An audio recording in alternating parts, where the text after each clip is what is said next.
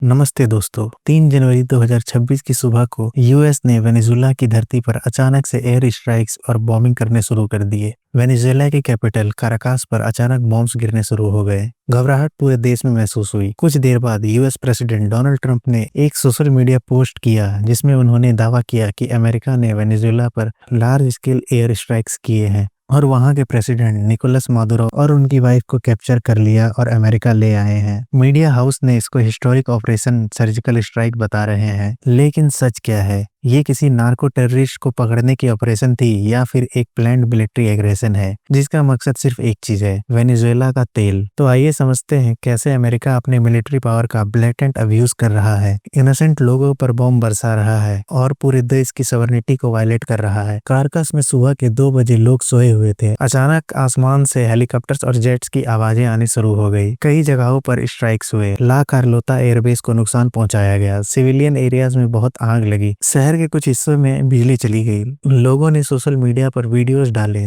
जगह जगह से धुआं उठने लगा। ये बहुत ही खौफनाक और खतरनाक नजारा था। वेनेजुएला की सरकार ने कहा ये एक्सट्रीमली सीरियस मिलिट्री एग्रेशन है अमेरिका की तरफ से। यूएन सिक्योरिटी काउंसिल की इमरजेंसी मीटिंग मांगी गई, लेकिन अब सबको पता है यूएन बस एक अमेरिका का पपेट है। डिफेंस मिनिस्टर व्लादिमीर पेद्रिनो ने कहा अमेरिका ने मिसाइल चलाए और सिविलियन एरियाज में भी हमला किया। उन्होंने कहा ये हमारी सॉवरेनिटी पर एक बड़ा हमला है, लेकिन वॉशिंगटन में ट्रंप इसे ब्रिलियंट ऑपरेशन बता रहे हैं। अब सवाल ये उठा है कि आखिर कौन सा ऐसा क्राइम था जिसकी सजा देने के लिए अमेरिका को एक सॉवरेन देश के प्रेसिडेंट को उसी की धरती से उठाकर लाना पड़ा। अमेरिका का कहना है नार्को टेररिज्म, लेकिन हम सब जानते हैं कि अमेरिका वेनेजुएला के तेल को कंट्रोल करना चाहता है। US attorney general Pam Bondi ने कहा कि मादुरो पर न्यूयॉर्क कोर्ट में चार्जेस लगाए जा चुके हैं। Cocaine smuggling, narco terrorism, conspiracy. उनका कहना है कि मादुरो एक ड्रग कार्टेल को सपोर्ट करता है जो अमेरिका को ड्रग सप्लाई करता था। इसी वजह से 2025 में अमेरिका में मादुरो की अरेस्ट पर $50 मिलियन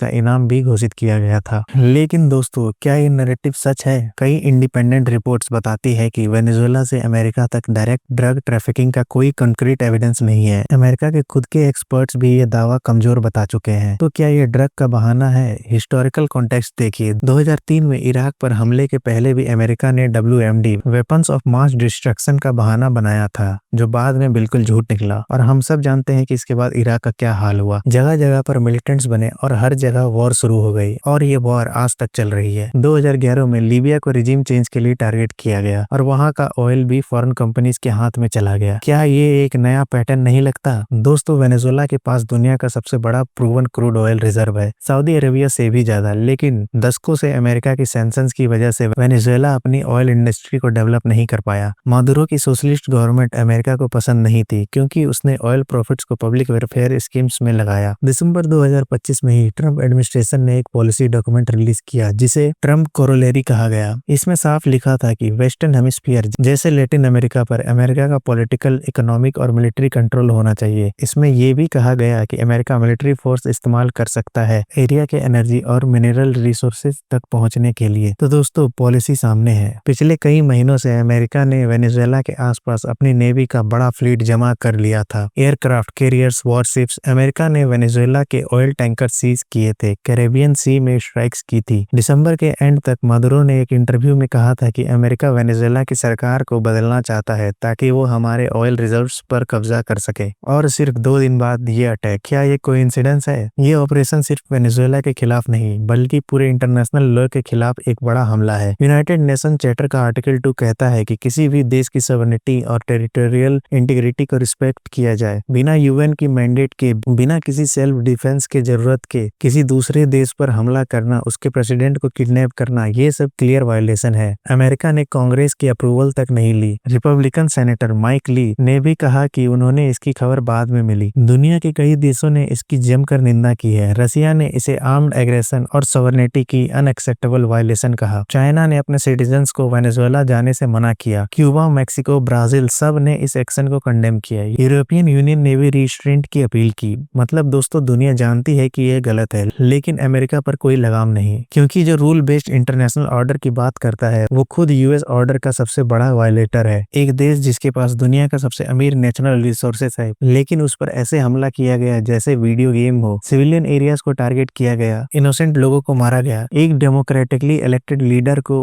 उसके घर से उठाकर ले जाया गया ताकि उसकी जगह एक ऐसी सरकार लाई जा सके जो अमेरिका के ऑयल कंपनीज को एक्सेस दे। ये कहानी सिर्फ वेनेजुएला की नहीं है, ये वो क्लासिक अमेरिकन इंपीरियलिज्म है जो हिस्ट्री में कई बार दिख चुकी है। इराक, लीबिया, सीरिया, इन देशों को यूएस ने बर्बाद कर दिया क्योंकि इन देशों ने यूएस की पॉलिसी को मानने से मना कर दिया था। रिसोर्सेज को कंट्रोल करने के लिए डेमोक्रेसी, ह्यूमन राइट्स, टेररिज्म जैसे कैची लेवल्स का इस्तेमाल करते हैं और अभी ये पैटर्न हमें इंडिया पर लागू होते हुए दिख रहा है। न्यूयॉर्क के मेयर ममदानी ने दिल्ली राइट्स के लीडर उमर खालिद के बारे में बोलना शुरू कर दिया है। ये एक क्लासिक पैटर्न है, जब भी यूएस की पॉलिसी कोई कंट्री फॉलो नहीं करता तो ये ह्यूमन राइट्स जैसे कैची लेवल्स का इस्तेमाल करना शुरू कर देते हैं। आज वेनेजुएला, कल कोई और देश हो सकता है जो अमेरिका की नजर में आए। हमें ये समझना होगा कि मीडिया जो सक्सेसफुल मिशन दिखा रहा है वो असल में एक डेंजरस प्रेसिडेंट है। जब पावर्स ऐसे काम करती है तो दुनिया और अनसेफ जगह बन जाती है। अगर आपको ये वीडियो पसंद आई है तो वीडियो को लाइक करें और चैनल को सब्सक्राइब करें।